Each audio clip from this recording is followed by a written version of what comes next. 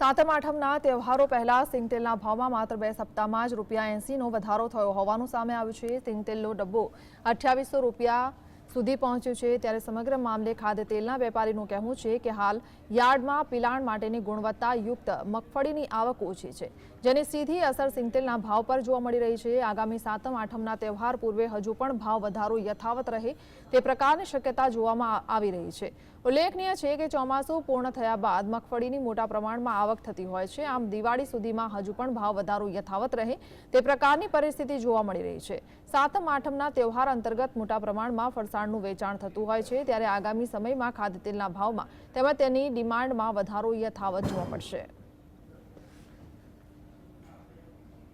તો મગફળીની આવક ખૂબ જ ઓછી જોવા મળી રહી છે।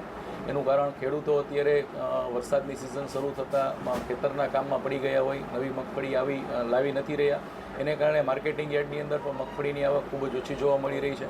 આ ઉપરાંત જે પણ મગફળી છે એ વિનાશવાળી અથવા તો પલરી મગફળી હોય, મિલર્સને પણ પિલાણ કરવું અત્યારે ખૂબ મુશ્કેલ થઈ રહ્યું હોય। સારી ક્વોલિટીની મગફળી અત્યારે ભીની થઈ ગયેલી હોય, એને કારણે પણ પિલાણની સમસ્યા હોવાને કારણે અત્યારે સિંગતેલનું ઉત્પાદન પણ ખૂબ ઓછી જોવા મળી રહ્યું છે।